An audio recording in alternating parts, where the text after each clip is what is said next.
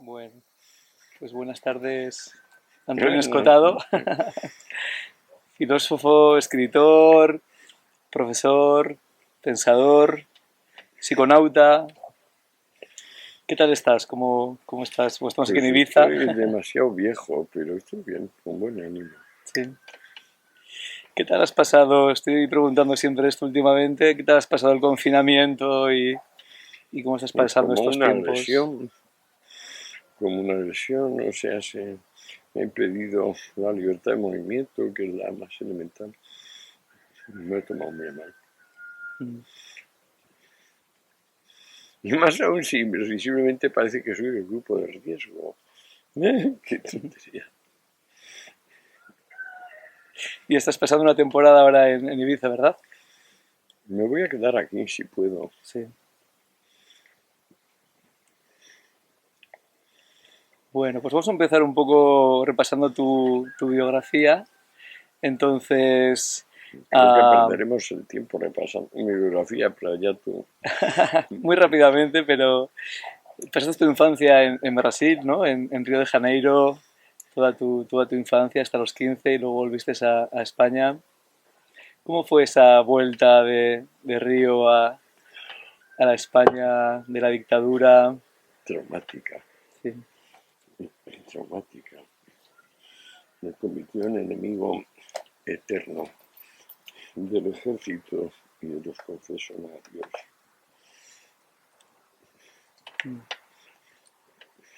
Luego me di cuenta de que el ejército, puede haber ejércitos razonables para condiciones razonables, pero aquel era un ejército donde no te enseñaban a proteger tu país, no te enseñaban ni siquiera a protegerte a ti mismo. Era nada más que destilar obediencia automática en los reclutas. Y eso, claro, no me gustaba. ¿Y qué te llevó a estudiar filosofía, Antonio? Una vocación. Pensé que era lo idóneo que una persona amase el saber, que es lo que quiere decir filosofía. Una vez que me enteré del significado de la palabra, Ajá. claro, que no seguro que tardé, pero ni me acuerdo de cuándo me enteré. Seguro que tú tampoco. O sí. Yo, por los 17 o así, empecé como a familiarizarme un poco.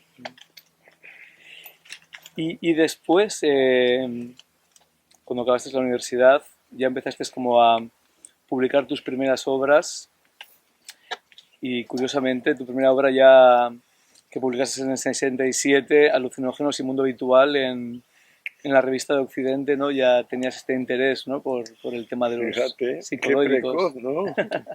Qué precoz. ¿Qué te llevó a interesarte por este tema de los estados ampliados de conciencia, los Ahí lo psicodélicos? cuento en estos artículos, en los artículos de y libros de Huxley, fundamentalmente. Los datos que había entonces me interesaban mucho. Yo estaba estudiando, como te dije, 2 años de especialidad de psicología. Se hablaba mucho y bien de la acción como un instrumento de autoanálisis y también de sondeo de arquetipos, inconsciente colectivo. Bueno, son cosas que siguen vigentes. Bueno, pues el Parkinson luego resulta que lo lleno y no tiembla. Pues no me da la gana. Tanto temblequeo de mierda. Paso y ya está. Y entonces, en esa misma época fue cuando tuviste tu primera experiencia psicodélica, ¿verdad? Hombre, siempre he intentado y que decir y hacer sean en mi caso inseparables. Si me dije que era interesante, pues me puse a buscarlo, claro. Me aparecieron 3 pastillas, como de milagro, de unos norteamericanos que estaban en Torrejón. Se las compré a un precio alto. Ahí empezó mi aventura. ¿Cómo fue aquella primera experiencia que tuviste? Sería una indiscreción contarle lo esencial. porque lo esencial fue que mi mujer, que no estaba previsto que lo tomase, lo tomara. Y entonces interrumpió todo lo que habíamos preparado. Habíamos preparado por sorteo días antes. ¿Quién se lo tomaría? Porque nos daba miedo, mucho. Y me tocó a mí. Pero claro, a los 10 minutos de haber tomado yo que, ay, pues yo también he decidido tomar. No me gustó, pero claro, los amigos se fueron. Aquello no acabó muy bien. Pues porque se había roto, digamos, el esquema de lo que habíamos pensado, ¿no?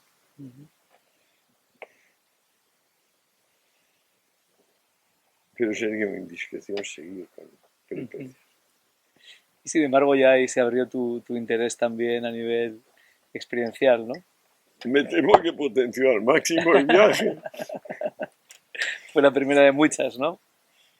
Pues sí que fueron unas cuantas. Mm. No quiero jactarme ni presumir de nada.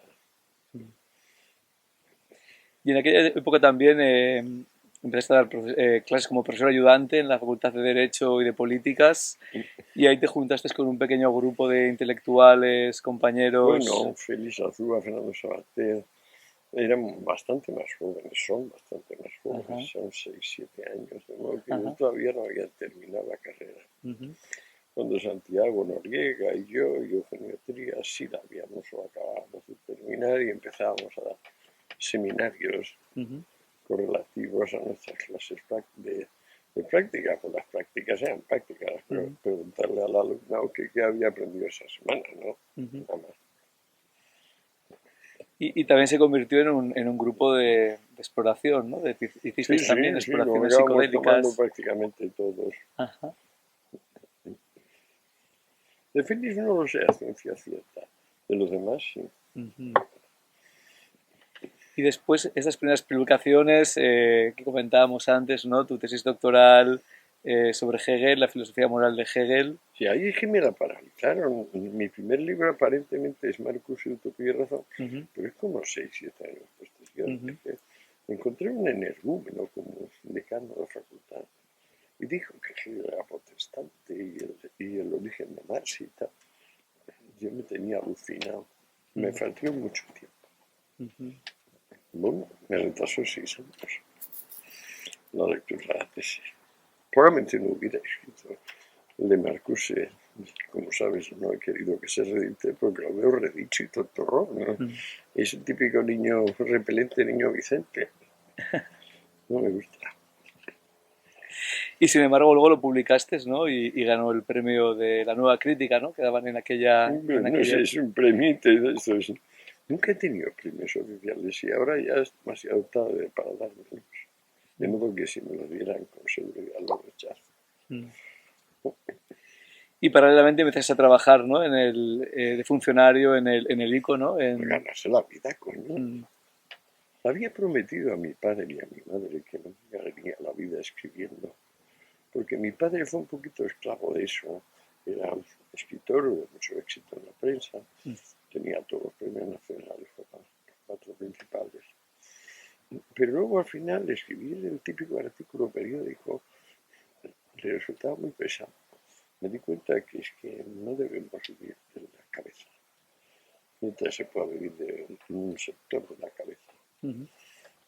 Y lo hizo. Yo creo que empezaba a ganarme un poco la vida.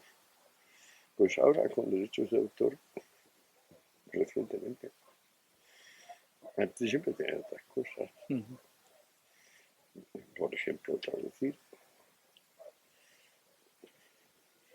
Y tras 5 años en el ICO fue cuando decidiste, ¿no? Cogerte la excedencia y venir Sí, por sí, primera sí. vez a Ibiza en el 70, ¿no? Creo que por haber tomado el ácido aquel 5 años antes, Ajá. o 6, mi ex mujer se vino a venirse a Ibiza porque si no era muy original lo de dejar un puesto de mucha pela y las seguridades de Madrid por las incertidumbres de esto en 1970. Ujú. ¿Y qué te empujó a venir? ¿Qué fue lo que Vivir buscabas? aventuras, Ujú. la aventura, justamente zambullirte en lo que no es previsible. Ujú. De hecho, te viniste a vivir, bueno, un 31 de diciembre, ¿no? De 1970 Una casa sin luz ni agua, ¿no? Una noche diabólica que cayó un aguacero enorme y al día siguiente nevó. Ujú. Única vez que yo sepa en la historia del siglo XX y Vicente. Y al final te pasaste prácticamente 12 años, ¿no? En la isla. 13 13 años. Ujú. seguidos, como dicen en ciertos sitios, a pulso. Que fue en esta época, ¿no? En la que te dedicaste a traducir, ¿no? De una manera prolífica, ¿no? Joder, al final de 40 libros aquí. Más de 40. Wow. Y algunos gordísimos. Por Mm. ejemplo, las obras selectas de Bakunin, 2 volúmenes. O Mi vida secreta, fabulosa. Novela porno, la única gran novela porno. Que no es novela, es un diario de todos los tiempos. El único libro que las personas, al cabo de leerse 10 páginas con certeza, usan una sola mano. Es increíble la capacidad que tiene Walter de trastornar la libido personal. Porque es que nunca he visto un hombre tan sincero. Ujú. Como además de contarte las batallas que acaban bien, te cuenta con la misma escrupulosidad los fracasos, las derrotas, pues eso te arrastra inevitablemente y entonces entras en la historia y la historia es muy magnética. Ujú. Sí, que luego Walter, contaste en Retratos de un libertino, ¿no? claro, Esta el historia que retrato es... libertino es como una breve reseña o rememoración. Ujú. Con Walter, el anónimo victoriano, que cuenta con pelos y señales experiencias con un poco más de 2000 mujeres. Wow.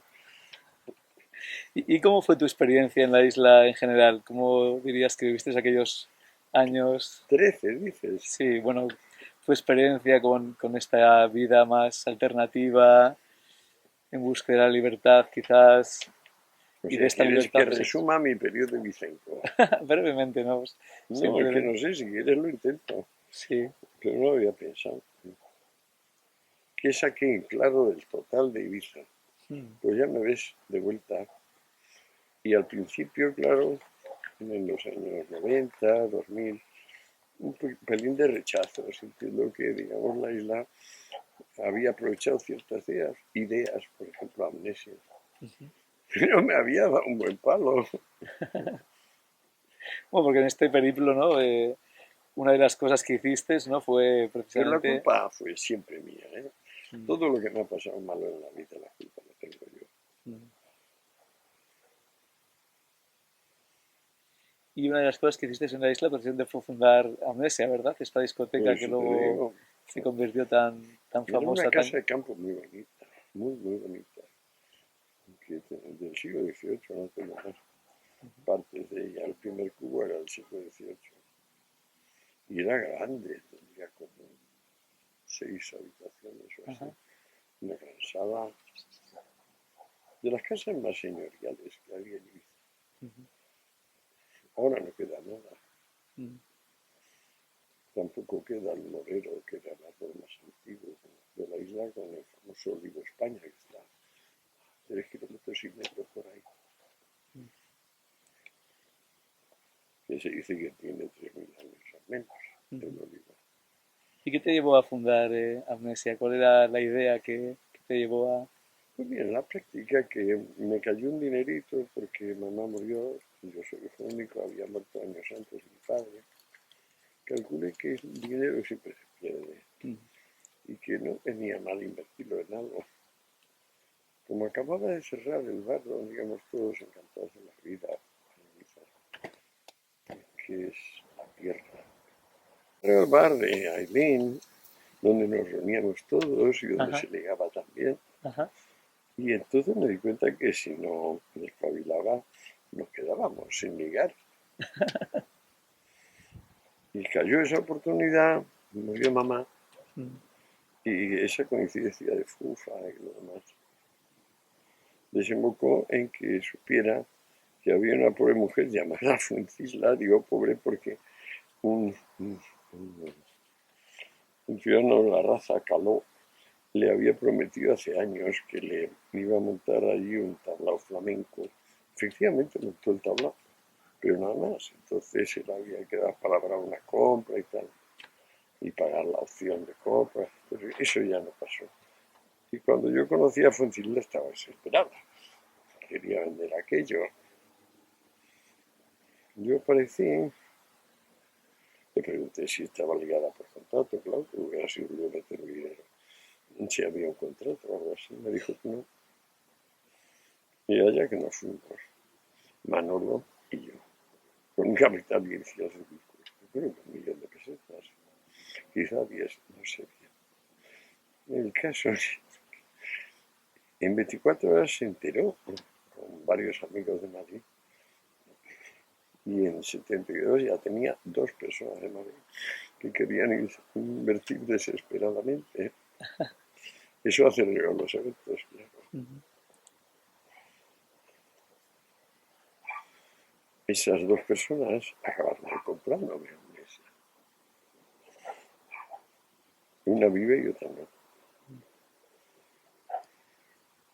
Y el concepto era bien diferente, ¿no? La música que ponía y sí. Habíamos invertido el 99% de la pela en equipo de hacer música. Teníamos una buena mesa de mezclas. Y lo suyo era hacer el caso tocando allí cada cual como podía. Yo espero no haber dado demasiada tabarra, pero de vez en cuando me subía y tocaba.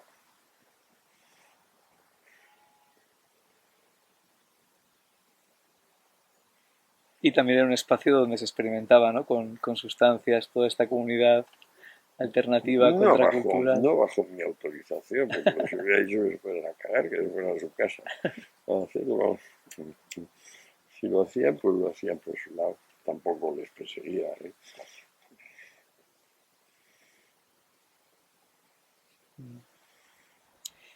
Y también, estando en Ibiza, publicaste estos 2 libros de, primero de Fisisapolis, después Realidad y Sustancia, ¿no? Donde exploras. Yo me vine aquí con un viaje muy difícil de Madrid a resolver, que es que me quedaría amnésico, es decir, tonto, Ajá. si no era capaz de formarme una representación conceptual de lo que hay. Mira tú qué barbaridad, mira tú qué barbaridad. Esa es la espada de Damocles que me dejó el viaje de Madrid. De aquí me vine a estudiar. Y fui publicando en partes de Fisisapolis y la versión llamada de Sustancia, que en realidad es un libro que se llamaba, debería llamarse, como yo le llamaba entonces, física, como no tendrás un matamoscas, es muy desagradable soportar esa mosca. No tienes matamoscas.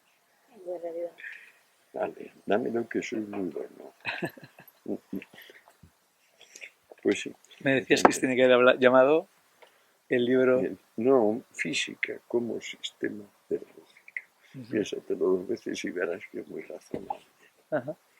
Pero es que estaba yo influido entonces por el positivismo y llamarlo a la lógica, fundar la lógica en la física, aparte de una putada, era llamar a tomar en cuenta lo físico en general, lo somático, el cuerpo.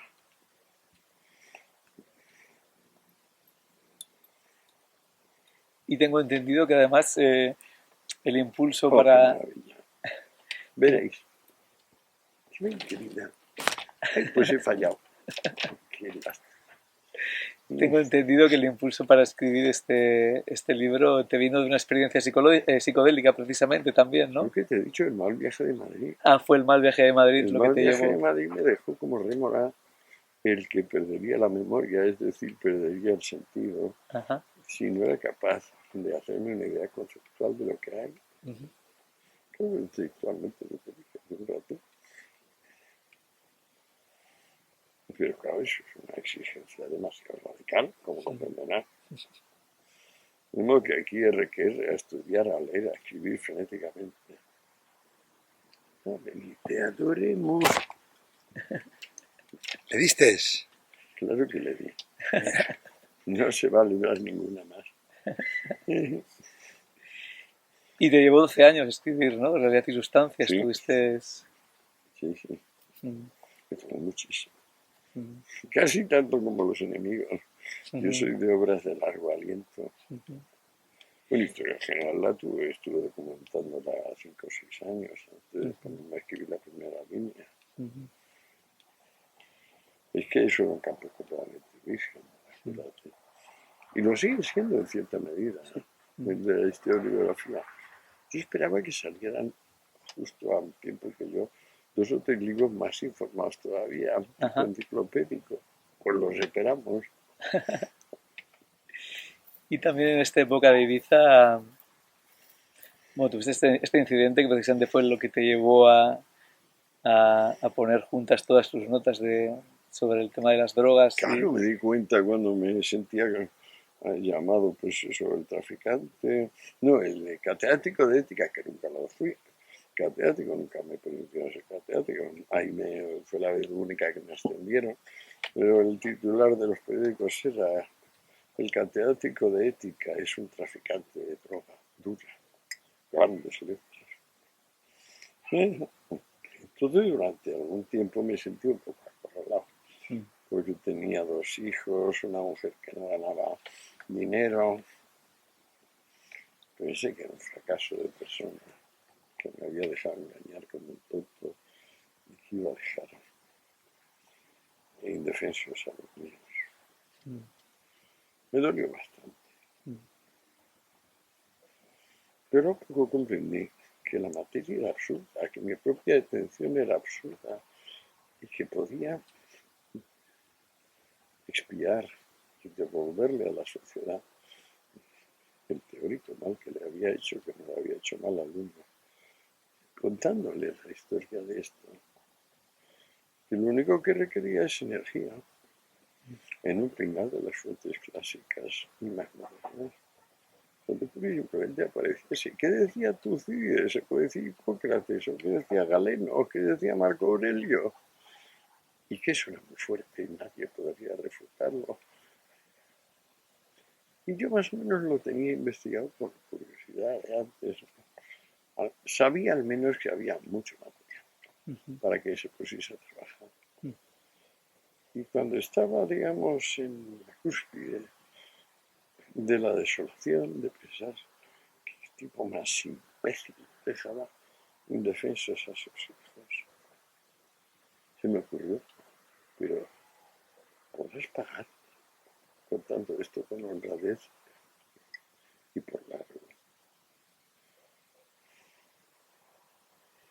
Y eso es lo que acabó permitiéndome hacer el ingreso en la prisión de Cuenca, donde al pedir aislamiento, es decir, celda de castigo, conseguí que nadie me molestase durante un año, o casi, porque luego me empezaron a obligar para redimir día por día, a dar una clase semanal, que luego se convirtieron en 2. Eso me obligaba a cruzar el penal. Es siempre un poco triste todo esto. Personas muy infelices. Y que yo, que estaba exultante, pues me era un rollo malo. Pero vamos, en todo caso fue una experiencia muy positiva. Y saliste de la cárcel con el libro terminado, ¿no? Un libro de Sí, más de 1000 páginas. notorio y con buen dinerito en el bolsillo. Pues Mm, hice un buen adelanto de su objeto. El libro vendió una barbaridad enseguida.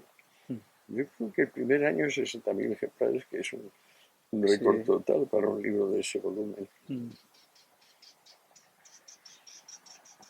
Y tengo entendido bueno, que fueron Hoffman y Thomas Sachs dos personas que te influyeron mucho, ¿no? En la redacción y elaboración de este libro, ¿no? Ellos me ayudaron teniendo buenas bibliotecas, Ajá.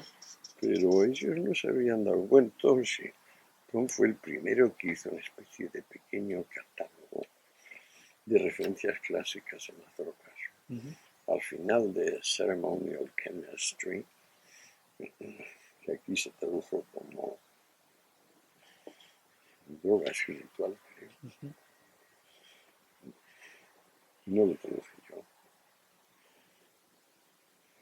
Al final, empieza diciendo, por ejemplo, 584 aprox. Hipócrates dice que es conveniente usar opio para tales y tales casos.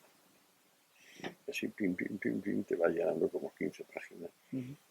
Eso me reafirmó en lo que yo ya recordaba en mis estudios de historia del pensamiento, es decir, que los griegos y los latinos no se habían callado en esta materia exactamente.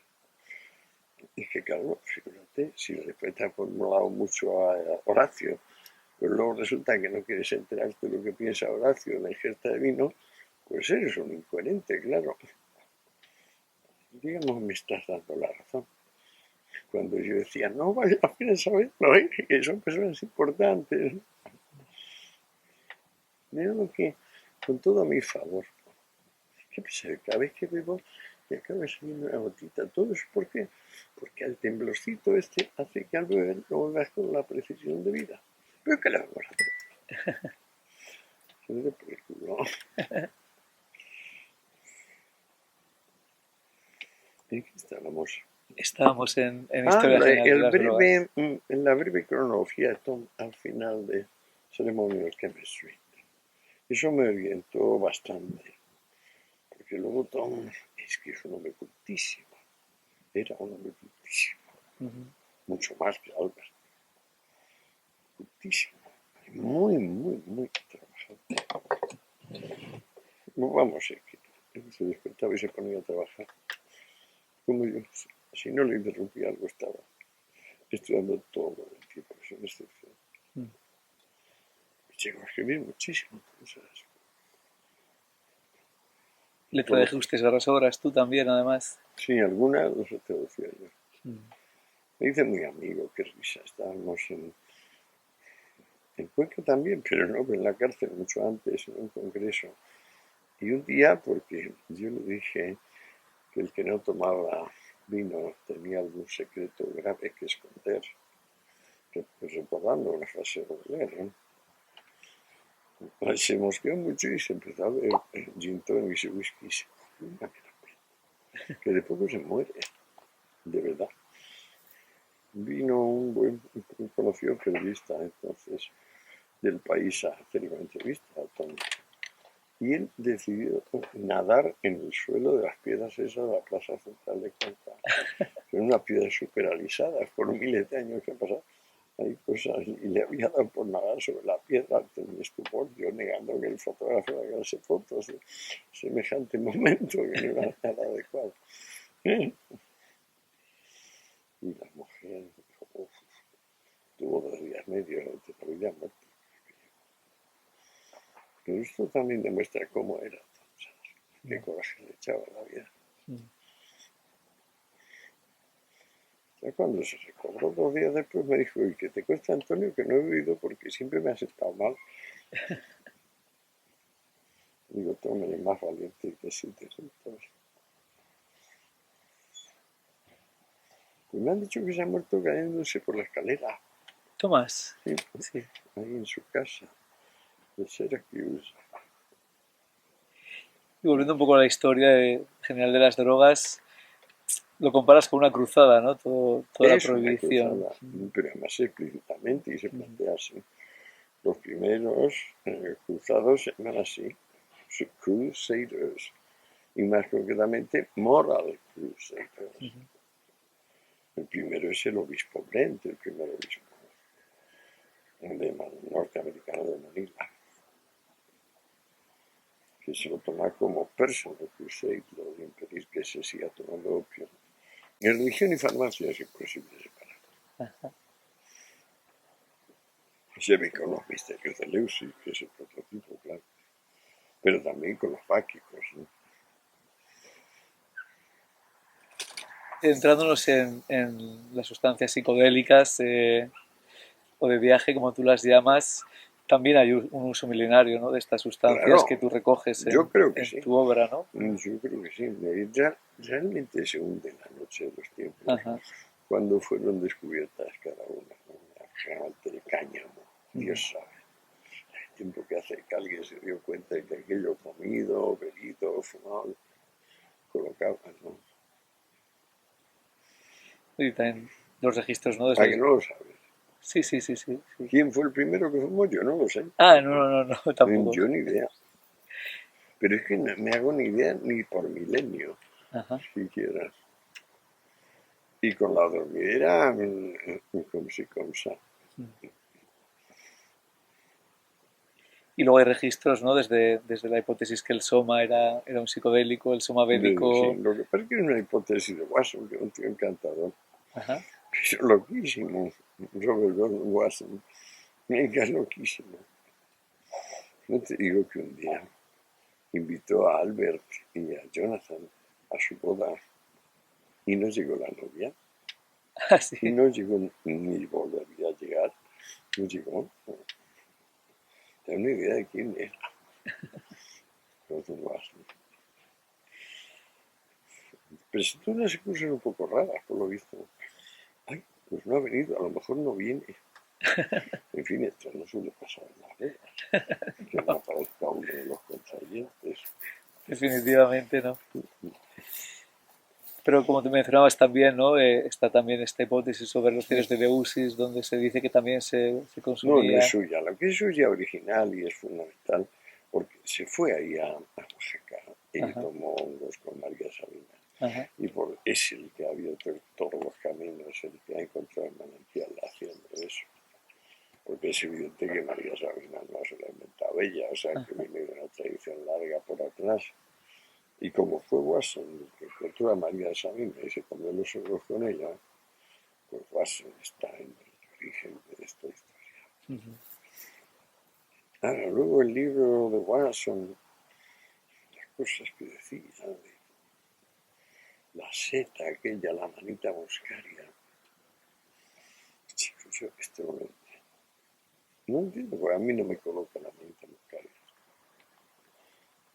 Y a partir de ahí, pues todo. ¿A ti te coloca? no lo he probado todavía la manita. ¿Tú lo has probado? Pues digamos que este registro, ¿no? Desde los usos precolombinos en América Central, el uso en los misterios de Eleusis No, pero lo misterioso es el hongo conezuelo, que eso lo tenemos muy bien documentado y estudiado. ajá, No tiene nada que ver con la seta, manita muscaria, la cabra, Watson. La seta manita muscaria es un alcaloide de canasimpricina. Y el alcaloide del cornezuelo es posiblemente el más complejo existente.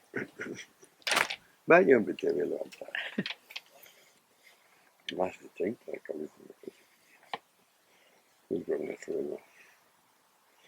Y algunos que son los que se van con el agua y resolubles, terriblemente venenosos. Terriblemente venenosos. Como que siempre ha sido un asunto de, mírame y no me toques, pero mírame. Uy, qué bueno. Persistes. Y además más cerca. y también hablas en tu libro, ¿no? De estos dos modelos, ¿no? De esta institución religiosa fundamental del sacrificio, en el que separa este modelo expiatorio del modelo del banquete Creo que es sacramental. una de mis ideas menos débiles, la diferencia de modelo A y B. ¿Sí? El modelo paranco y el modelo comulgante, ¿no? El Y, modelo paranoico desemboca en el chivo expiatorio y el otro desemboca en la ingesta colectiva de,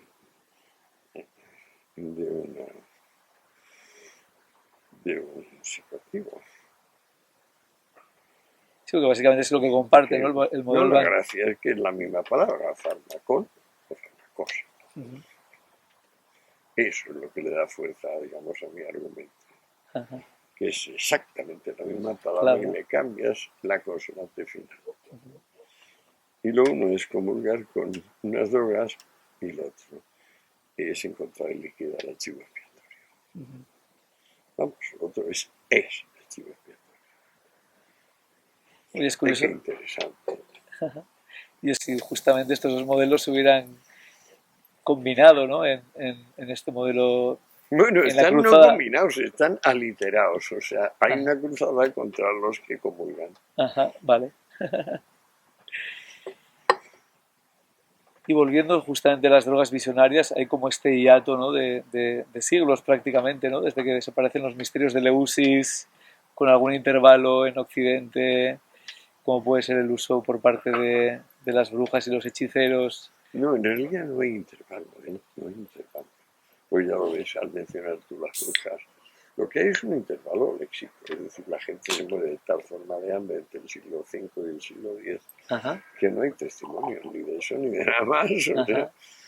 por eso se llaman siglos oscuros, porque no hay testimonios escritos.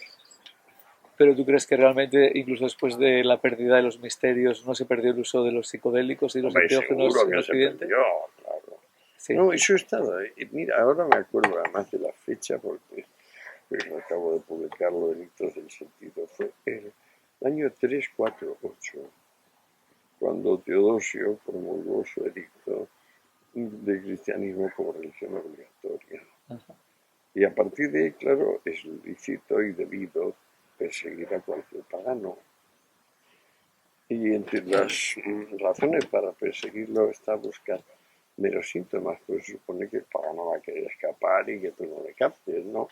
No descubras. Entonces, por ejemplo, cualquier religión que tenga una ceremonia nocturna, es que está tomando setas, o está tomando cornezuelo, o que está tomando la madre que lo parió, está tomando algo prohibido.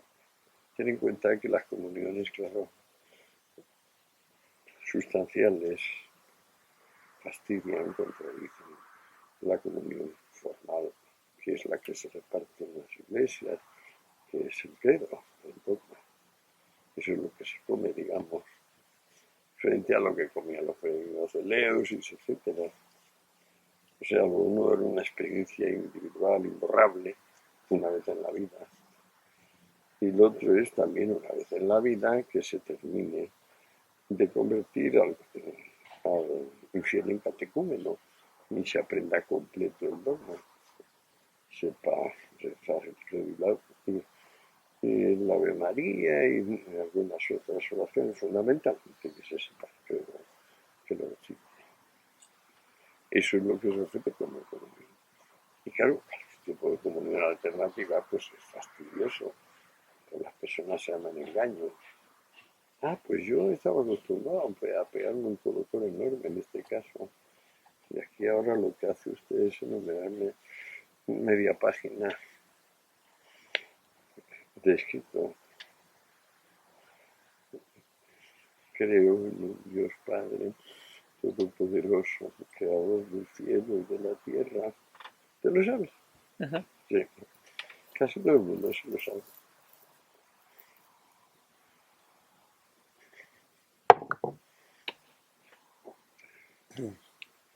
Por otra parte, ya sabes que a mí me apasiona la ontología y la filosofía en sentido técnico. Oh, qué bonito. De modo que para mí el Padre, el Hijo y el Espíritu Santo forman un concepto maravillosamente armonioso de Trinidad, que trasladado al ámbito de la sociedad civil se torna luminoso y muy interesante. Ahora planteado como milagro, misterio y tal. En fin, que le guste tenerlo así, que lo tenga así.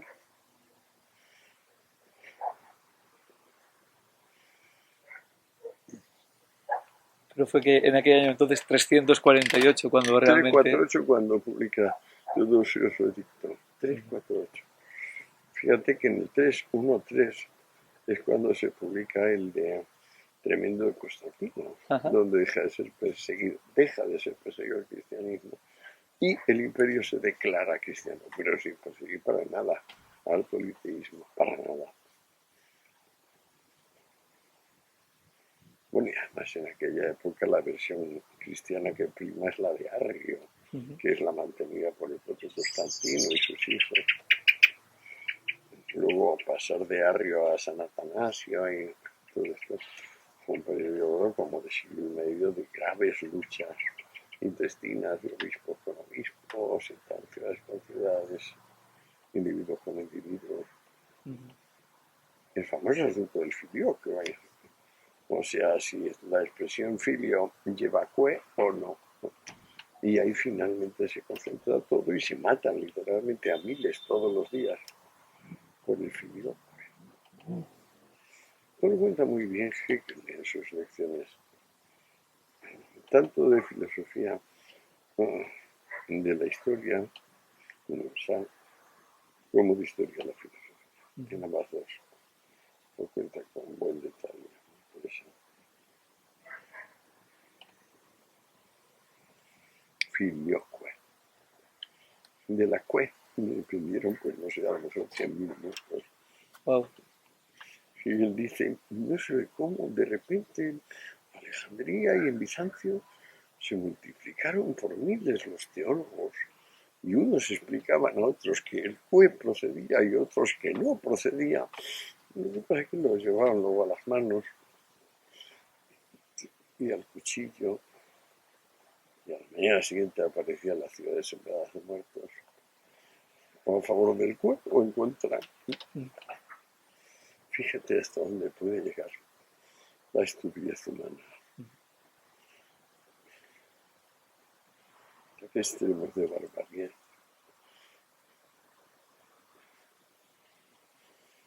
Si seguimos un poco con la historia, en particular de las drogas visionarias que sigues también en tu obra, luego a finales de del siglo XIX es cuando comienzan a extraer los alcaloides, ¿no? Primero Hombre, eso del además era peyote. poder transportarlos, almacenarlos en masa. Ajá.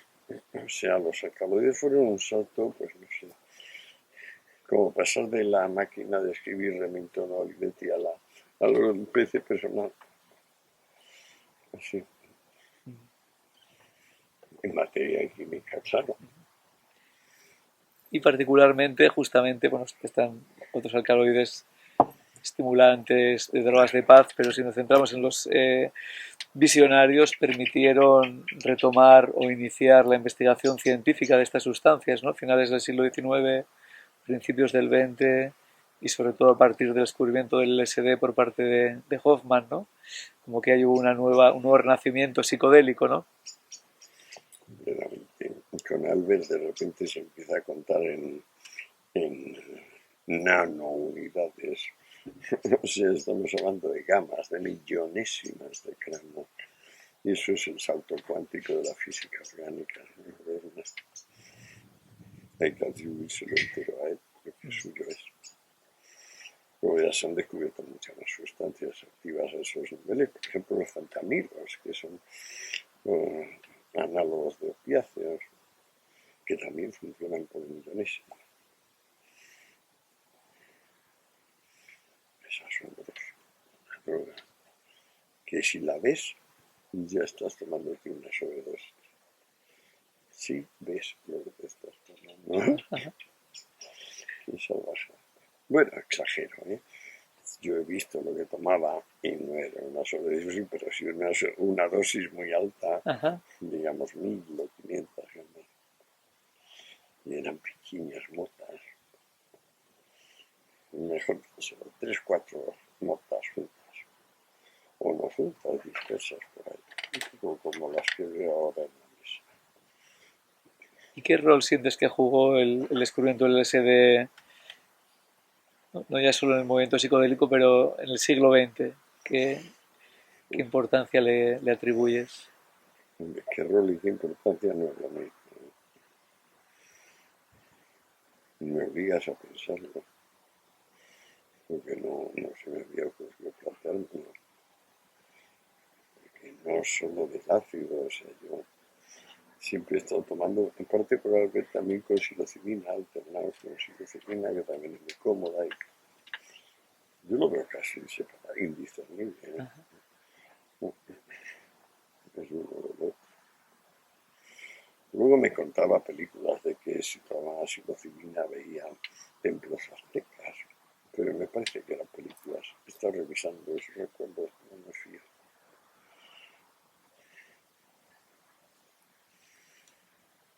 A ti que, Iker, cuando tomas ácido, ¿cuál es la sensación dominante? ¿Qué es lo que tienes en la conciencia en primer término? Es una buena pregunta. La verdad es que no me lo había preguntado nunca tampoco. ¿Dices en relación a la psilocibina o como sustancia como tal? Si lo divina, ácido, ayahuasca, lo que quieras. Es la familia visionaria. Pues es una buena pregunta. Es muy buena y me sorprende que, claro, como no te lo has hecho, la respuesta también es muy buena en mi sentido. Contundente. ¿Cuál es la conciencia dominante cuando estás bajo el efecto de una cosa de estas? Caray, todo esto es verdad. Esto que yo estoy sintiendo y pensando, esto es más verdad que normalmente. Esta es la conciencia dominante. Entonces, claro, el poder introspectivo que adquieres es grande. No hay forma de, como si fuera el sol y quisieras apartarte de su luz, pero no hay sombra suficiente. Tienes que tragar con lo que sea. A veces es muy agradable y a veces no. Ahí es donde le veo el fruto y el beneficio. Ahí es donde al menos a mí me ha cambiado la vida.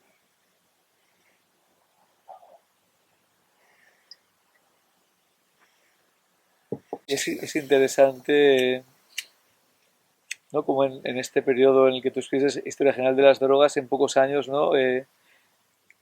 La versión original de Historia salió en el 89, Sí, el Tikal de Sulgin salió en el sí, 91, después el Tikal en el 97, el Farmacoteón de Olt en el sí. 93.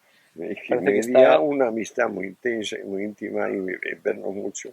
Jonathan y yo, y por eso empezamos a vernos mucho también con Sasha. Ajá. Y se multiplican en cierto modo las reuniones con Albert que se une. Y entonces, pues eso, en esos años no vemos mucho, en los finales de los 90, no, principios de los 90. No vemos mucho todos. Y yo, como Sasha está trabajando intensamente, pues claro, nos llegan por él 5 millones de IPT, 2 CB, MDA.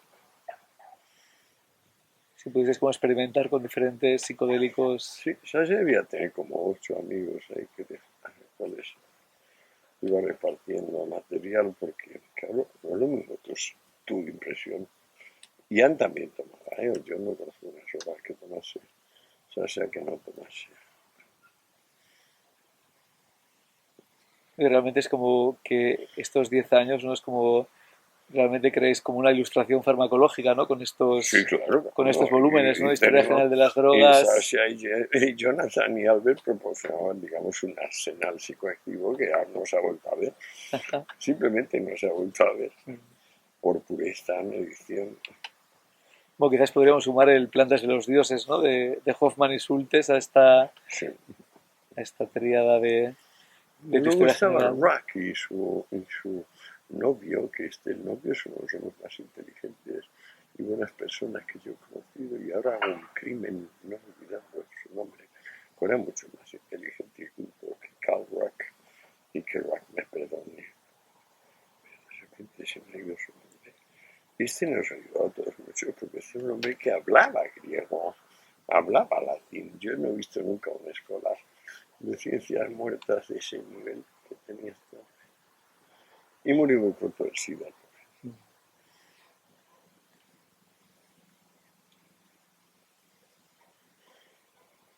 Y después de publicar la historia, además también fuiste de las primeras personas, si no la primera, que empezó a organizar congresos Claro, de la rama de los psicodélicos. fue muy gracioso, porque luego resultó que hubo un éxito popular inmediato, que batimos récords, y como era un sponsor, un bancario el que tenía los cursos del Escorial, Ajá, yo creo que el Banco Santander, ajá. pues claro, el Banco Santander encantado de que la matrícula del curso no fueran 25, sino 400. Y la verdad es que nos quedamos sin aulas. Se planteó un auténtico problema físico. Una vez que vino por curiosidad Aranguren, ¿te acuerdas el pensador Ajá. español? porque no pudo llegar a nosotros físicamente por la inmensa cantidad de personas que había sentadas en los pasillos, acomodadas unas encima de otras. En el año 92, en el año 93, en el aula magna de aquella universidad absurda del Escorial. Increíble. Uy, inspiraste a toda una nueva generación de investigadores, ¿no? Juan Carlos Claro, Uso, no, José Carlos Bouso, sí, sí. incluso José María Ferigla, que también estaba arrancando en aquella No, y el época. más profundo de todos, Enrique Ocaña, que Ajá, todavía vive y que ya tenía por entonces publicado algún libro muy interesante y ha seguido publicando libros. Lo que pasa es que Enrique es muy autodestructivo. ajá. Enrique Ocaña es una de las grandes cabezas que España ha producido en el siglo XX, una de las poquísimas grandes cabezas. Y también me contó Fernando Pardo que tú inspiraste, ¿no? La colección de psicodélicos donde se publicó el farmacoteón, Bueno, algún libro de de alguna Hoffman. manera, está muy bien. Y es muy coqueto el cenicero, ¿eh? Casi parece como de viaje en casa de María Sabina o así. Bueno, y otra persona que ha influido mucho en tu trabajo es Junger también, ¿no? Sí, pero hemos hablado mucho menos. Más hubiera yo querido hablar con este hombre. Pero sí, sí, claro que sí. Algunas horas sí.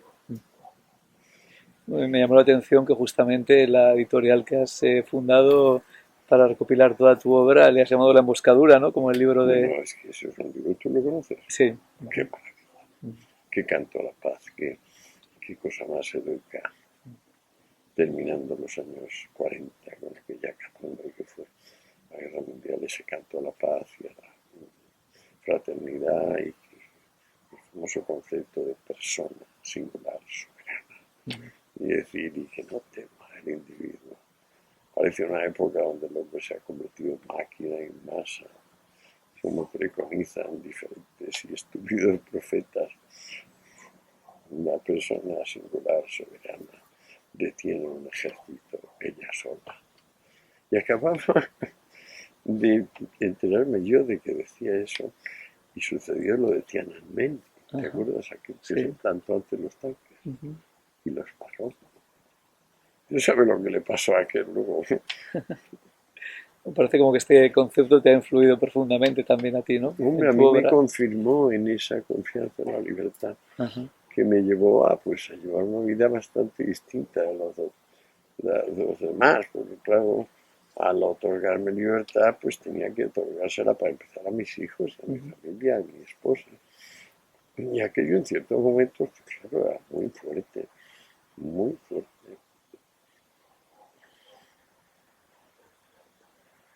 Pero ya ves, aquí estoy quejándome de fui fan, porque me he convertido en un quisquilloso. Y también, revisando la obra de Junger, me fijé que hay un paralelismo, ¿no? Entre su libro de acercamientos, drogas y ebriedad y tu libro Aprendiendo de las Muchísimo, drogas, ¿no? Mm, muchísimo. Lo que pasa es que él ha sido muy explícito por un lado y luego tampoco ha sido muy tan explícito, porque lo ha ido contando en diferentes libros, Viaje a Rode, en ujú. Holme, bajo los acantilados de mármol y tal. Yo en cambio lo agrupé todo en aprendiendo y cortito, Sí, más sistemático, ¿no? De mucho sustancia, más, sustancia, claro. historia, efectos, efectos subjetivos. No, él no tenía pensada la materia en plan, digamos, organizado, escolas y tal, Ujú, como yo acabé organizándola. ujú, Para empezar, yo tenía la secuencia histórica ujú, ya muy densificada, la ujú, misma que me dio Tom Sastre, ujú. que decíamos, pero muy densificada, o sea, a nivel 1500 páginas, Ujú. que no es lo mismo que dos.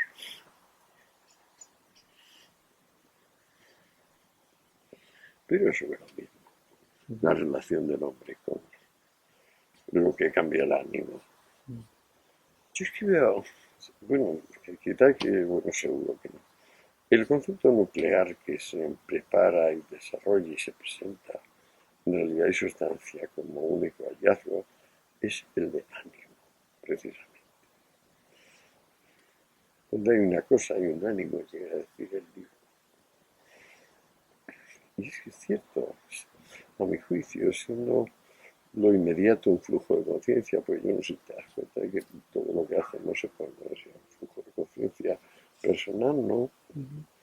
Pues es que no solo es un flujo de conciencia, es que es un flujo de conciencia animado. Es decir, estás de buenas, de malas o es regular. Y esto bien podría ser, estar de buenas, de malas o de regular, una especie de resonancia de todo el mundo objetivo en el interior de cada subjetividad, que es lo que plantea el tratado.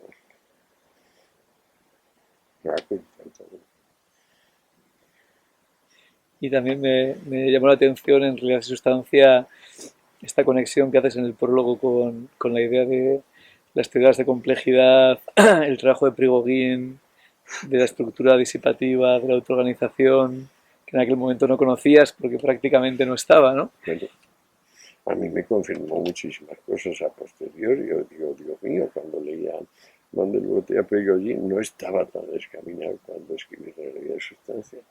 Y tuve aquella oportunidad ridícula que me dio, que la gente confundió, como tenía éxito historiadoras, confundió la piedra de la luna que sale en la portada de la primera edición de Taurus con una piedra de hachís, palabra.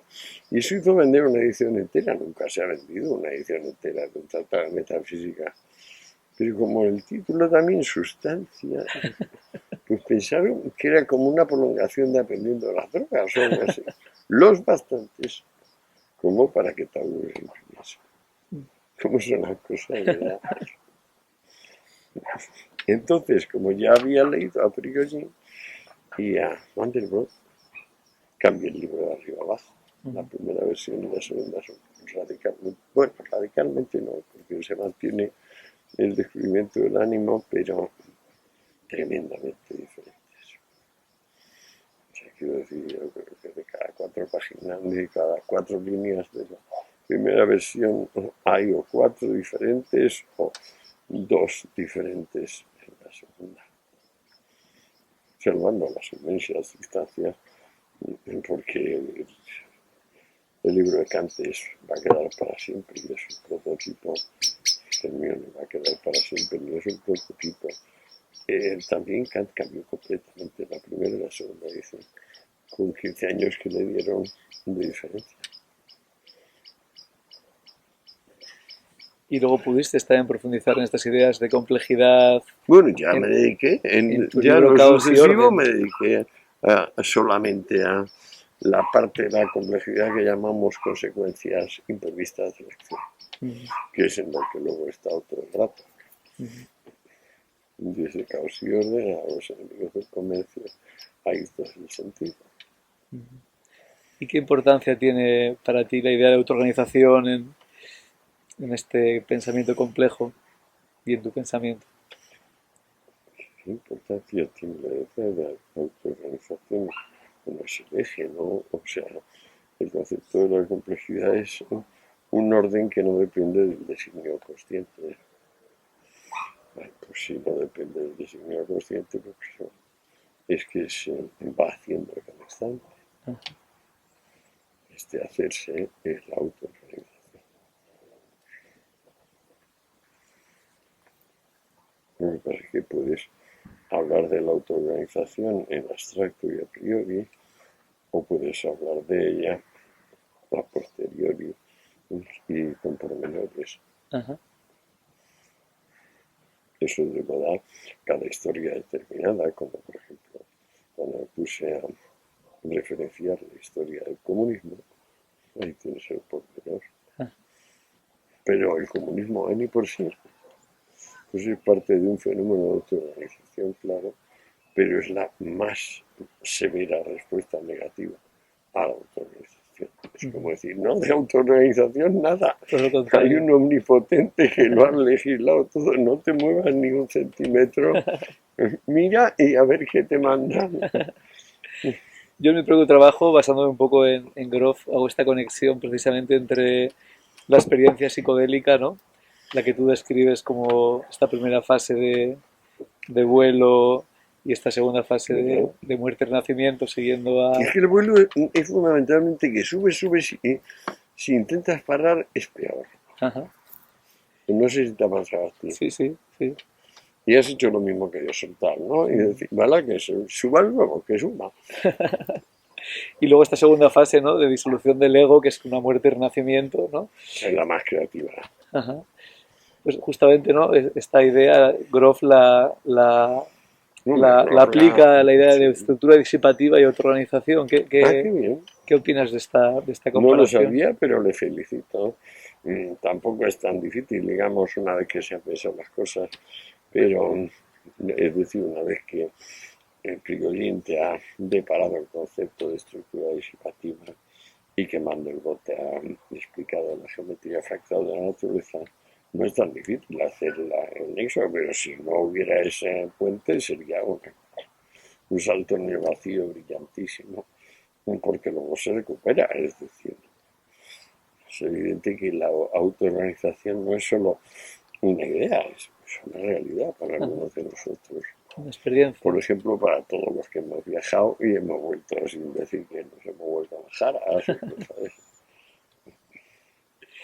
Y también, ya que hablamos de Groff ahora, y yendo un poco a mi terreno, que es la psicología transpersonal, ah, que más el concepto de transpersonal quiere decir más allá del ego, ¿no? Más allá de la personalidad, ¿no? Claro, claro. También hay una dimensión transpersonal en tu trabajo, ¿no? En tu obra. Es principal. Ajá, Yo creo que incluso se podría hablar de que esa dimensión es la única educada, ajá. porque si no las personas se pueden hablar de cosas tan privadas que a nadie le pueden importar.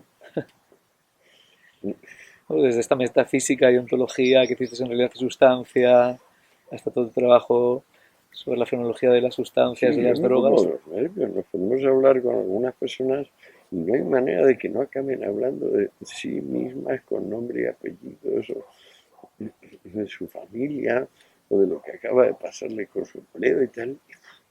Es pesadísimo. Ajá, ¿No te parece? sí. Y la filosofía y especialmente la metafísica son eh, transpersonales por definición. Claro, a mí me encanta el terreno transpersonal, me parece el terreno donde están las personas bien educadas. Mm. ¿Y cómo dirías, Antonio, que han influido tus experiencias psicodélicas a nivel personal y a nivel profesional? Me he dado cuenta que cada vez que decimos a nivel, se solucionaría la frase convirtiendo aquello mencionado después de a nivel en forma adverbial. O sea, en este caso, ¿cómo te han influido personalmente? Ajá. Pues se dice a nivel personal. Y se dice a nivel de muchas cosas, te has dado Mm. cuenta, ¿no? Y claro, a nivel de ocupa más espacio que ponerle a personalmente. Pero que yo sepa, el contenido cambia una milésima. Mm. ¿Que cómo me han influido? Uf, Dios sabe. Hace tiempo que dedico poca atención a la familia visionaria. Hace pocos días, sin embargo, vino un buen amigo y me trajo lo que él llama lágrimas de MDMA, de éxtasis. Bueno, disfruté bastante. Tomé pues, 2 o 3 tomas en una tarde muy agradable. Todavía me queda un poco, Mm. que trajo mucho. Y según es muy pura, a mí me parece que sí. Son cristales duros, muy duros. Hay que pegarles con un martillo para romperlos.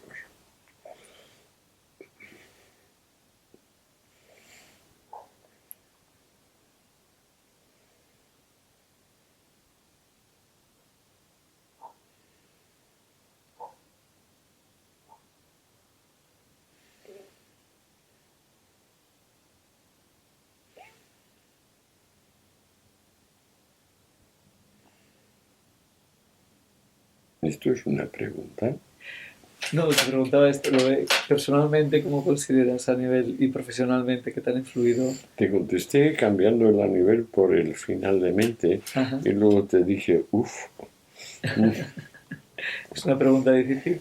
no, prolija y difusa. Mm. No se me ocurre nada que valga la pena por mi parte a propósito de eso.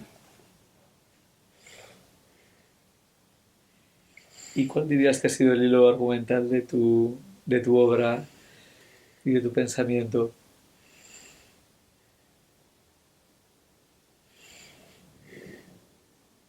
Buscarme a mí mismo,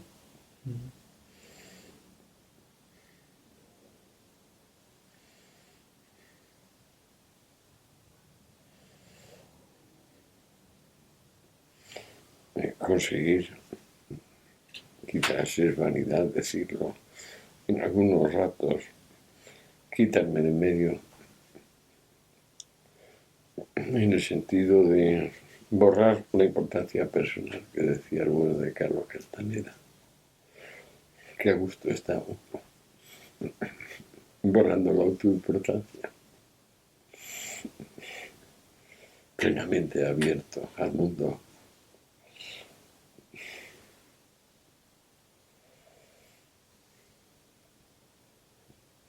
Quizás las personas que se siguen prestando importancia es que tienen un déficit de reconocimiento.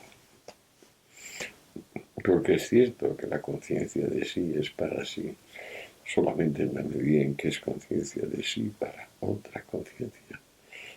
Como dice el famoso capítulo 4 de la Fórmula del Espíritu, así empieza. Es una proposición luminosa, a la cual ninguna apostilla da otra cosa más que enturbiarlo. Pasemos de tema. También una de tus últimas obras como que resume un poco como una de estas líneas, ¿no? Que sería como frente al miedo y... Decía, pero fíjate que Frente al Miedo no es una obra mía, es una obra de Guillermo Herranz, que es Ajá, un gran amigo, ha sido editor de muchos libros y ha tenido la amabilidad de hacer esa antología. ajá. Y se la ha hecho él. Entonces, bueno, se lo agradezco muchísimo, pero figúrate, me cubre un lapso de vida tan amplio, diga, a lo mejor 40 años, Ajá. que para mí es desconcertante, sobre todo por la unidad temática. Entonces me preguntaba cuál ha sido la constante y yo te contestaba con lo de conocerme a mí mismo y en algunos momentos buenos quitarme de medio en el sentido de borrar la autoimportancia.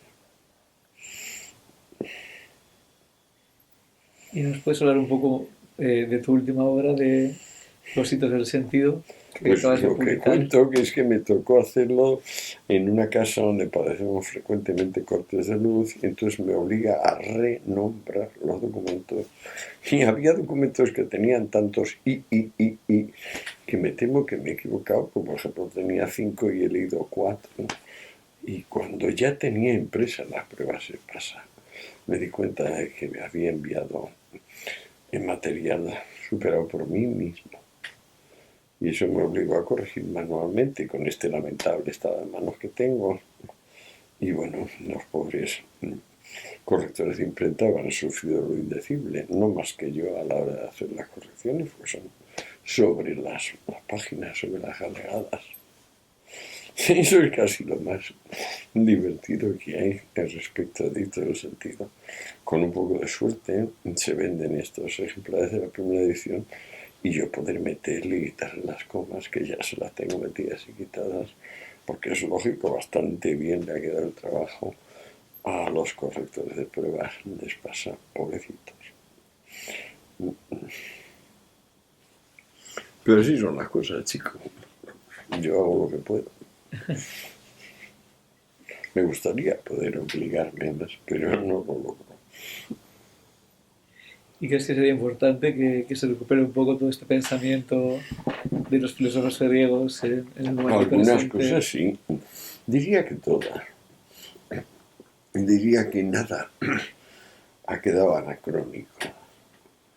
También fue tan fugaz aquella experiencia helénica, porque todavía en el siglo I y medio después de Cristo seguían luchando los reyes, los monarcas estos de la línea mitridática porque se mantuviese el helenismo y no triunfase por una parte el neoplatonismo y por otra el cristianismo. Pero no pudieron, es decir, fueron vencidos en toda la línea. También intento contar esto en Hito del Sentido al final. Las últimas 100 páginas de Hito del Sentido intentan contar cómo es posible, pero cómo realmente sucedió. Que primero el platonismo se convirtiera en neoplatonismo, que es una no filosofía. Porque el botino no sabía ni escribir. Si no llega a ser Porfirio, lo nombre al talento que decidió poner por escrito las incoherencias de este hombre. Probablemente no hubiera pasado la historia universal. Pero como preconizaba esto de dejar el más acá y vayámonos a otro mundo, la trascendencia, y en aquel momento había tales barbaridades, se pasaba tal hambre, había tales guerras, que oír la palabra de desviad vuestra flujo de conciencia, no os quedéis aquí, cambiad, vamos a donde sea, pero aquí no. Eso fue una de las líneas. La otra pues era Saulo de Tarso, San Pablo, diciendo que estamos mucho mejor en el cielo. Ahora, portaos bien porque si no vais al infierno. Había tanto personal dispuesto a escuchar esto que se vuelve atalado.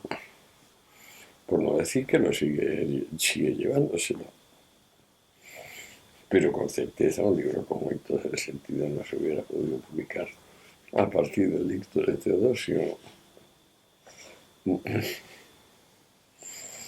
Vamos, lo habrían quemado ya el autor con ello, con el libro ipso facto. Y desde entonces en adelante, ya te cuento, hasta la apoteosis del sobre el desprecio del mundo, de conspectum mundi, que se considera el arco de Bóveda de la Alta Edad Media, donde ya pasa a otoño o Baja Edad Media, de conspectum mundi. Pues sabes, ya es dogma de fe que el que de alguna manera soporte esta mesa de madera, esta cerveza, este sentimiento que yo ahora tengo en el pie derecho, pues, está incumpliendo la regla de poner su corazón y su pensamiento donde corresponde, que no es a él, que es en el desprecio de todo lo físico. Sentirse manchado por la realidad sensible. Estamos hablando de 1000 años después.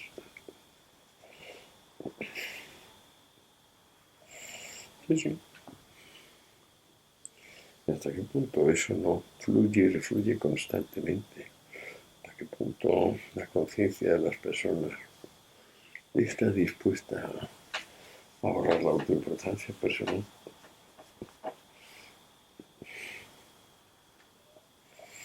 Tú como terapeuta pues tendrás experiencias constantes de esto, prácticamente todo el rato. Yo diría que no hay otro origen del paciente que este.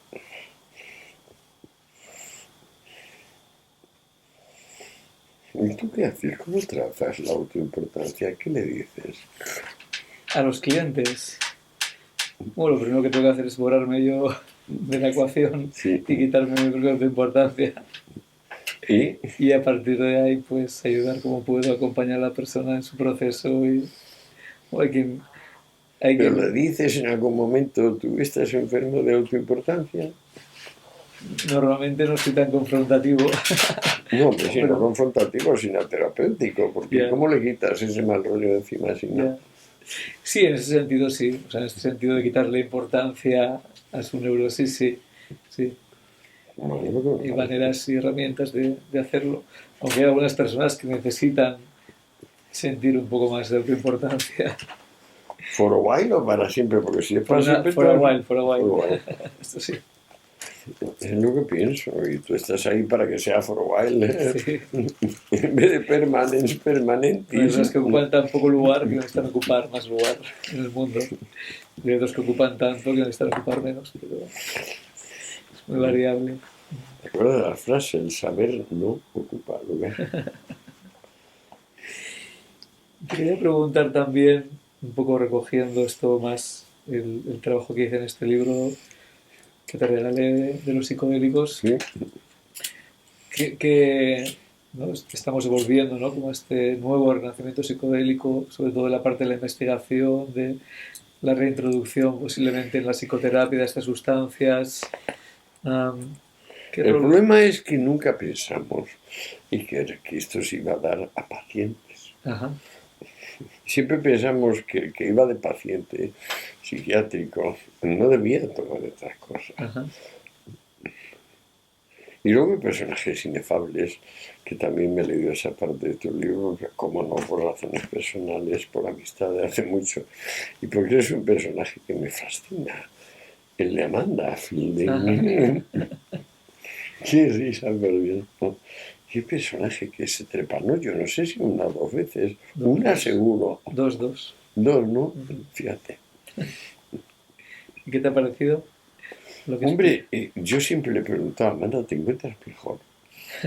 Y nunca he obtenido una respuesta contundente. ¿Te la ha dado a ti? Porque Ah, lo que contesta a ti no dice ni palabra de eso. ajá. No sé si te has dado cuenta. Sobre su propio Sobre proceso. si se han sentido mejor o peor con la No creo que azúcar. se lo preguntara directamente en la entrevista. Por Bueno, eso, pues yo he estado leyéndola con detalle y no ajá. veo que empieza a decir que ahora, gracias a Dios, hay financiación para estas cosas y se pasa a estudiar y tal, pero la cosa concreta de, y a ti te me viendo agujerearte el cráneo, eso se lo he preguntado yo, pero tampoco he conseguido respuesta. ¿Tú qué crees? De la preparación no quise preguntarle tanto, le pregunté más por su otra vertiente, pero ¿No te interesa saber si le sentó bien o mal? bueno, ella me dijo, pero creo que no lo incluyó en la entrevista, que es como un cambio muy sutil que ella empezó a notar a partir de ahí. Yo creo que es eso. Lo más que te dice es que fue tan sutil que está igual que antes de hacérselo. Pero lo ha Bueno, hecho dos veces. lo otro que ha hecho ella, pero esto va a ser un de récord, no sé si sabes que ella ha estado haciendo series de tomas de psicodélicos progresivas. Empezaba tomando 100 micras, pasaba a 150, luego a los 100, días consecutivos. ¿Y cuánto ha 100, llegado? 150, 200, 250, Ah, pero 300. mi experiencia es que en 8 o 9 días te Y a insensibilizas. los 9 días paraba, 4 No, es que días, estás insensible. A los 9 días Albert decía, tomas 2 miligramos y no las notas. pues hacía esta progresión, unos días Pero eso paraba. ya lo dijo, eso ya lo tiene escrito Albert. Albert tiene investigado ese campo hace muchísimo Ajá, tiempo, ahora 60 años o así. Tiene un articulito sobre la tolerancia instantánea, ajá, que es lo que produce el ácido usado una semana seguida. ajá. Me sorprende que no lo menciona nada. Mucho. ¿Y qué rol crees que pueden jugar si los, El futuro, los psicodélicos en el siglo XXI? ¿Qué rol crees que pueden ocupar? Dios lo sabe. Para lo que llamamos el demos y que los romanos llamarían la plebe, yo creo que la cruzada ha ido introyectándose. Es decir, hace 50 años, o más bien 80, se la creían algunos jueces, los cruzados y algunos policías. Ahora creo que los jueces, los policías no se lo creen, tampoco los políticos. Pero en cambio, lo que Nixon llamaba mayoría silenciosa, los romanos llamaban plebe, sí que se lo cree y lo defiende con uñas y dientes. Entonces es un fenómeno de introyección no exactamente estimulante para los que vienen a decir que en esta materia lo mejor será restablecer un mercado libre y controlado de drogas.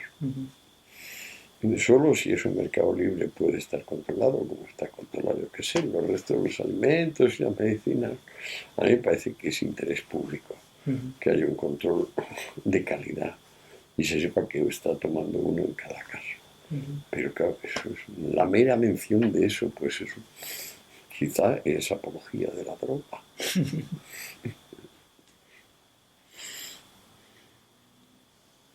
En Argentina la mera mención de eso hizo que el presidente de la República, entonces el Menem, sancionase la iniciativa del juez federal incoando una orden de busca y captura.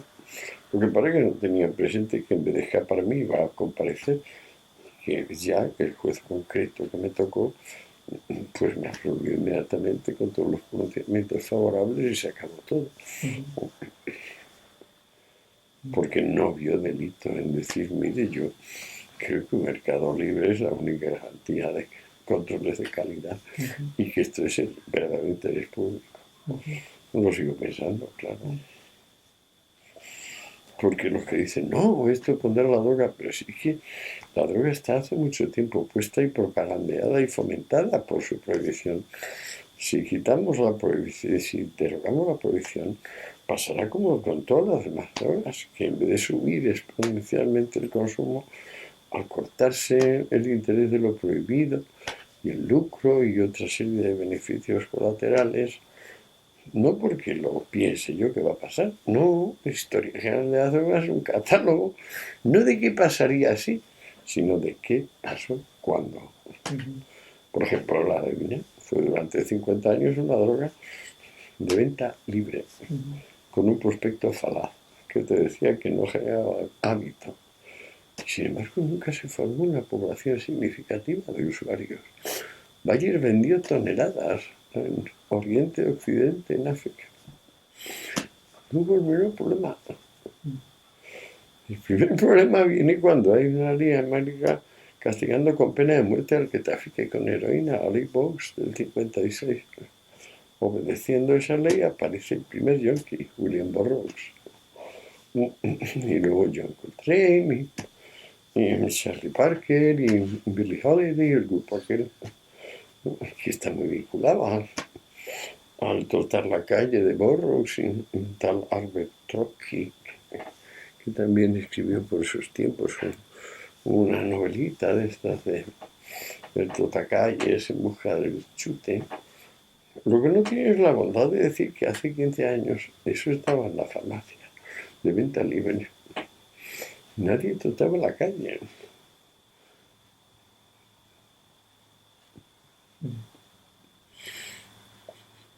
Yo me he hartado tanto de decir esto y de mirar la cara de la gente cuando lo dices y darme cuenta que lo que están diciendo por dentro es, me da igual lo que dice este imbécil, no es verdad lo que dice este imbécil. Piensa en cualquier otra cosa, esto no ha sucedido nunca. Nunca ha estado la heroína de venta libre en todas las farmacias del mundo vendida por Bayer con un prospecto falaz. Nunca, nunca ha pasado. Aunque Historia de Drogas abunda en fotos del producto, especifica los reglamentos de farmacia, estas personas que me están oyendo están diciendo es mentira, este tío miente, esto no es verdad, esto que dice este tío no me voy a acordar de lo que dice este tío. Así llevo 50 años. Es muy curioso. Yo creo que el fenómeno lo llamaba Freud denegación, ¿no? En términos primarios, o sea, denegación en el sentido Reinung o hacer algo,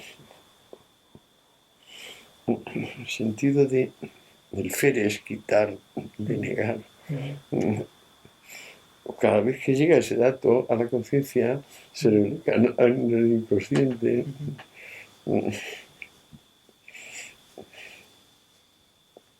Creo que Freud lo describe como el principal mecanismo del superyo, ¿no? De la conciencia moral. La denegación.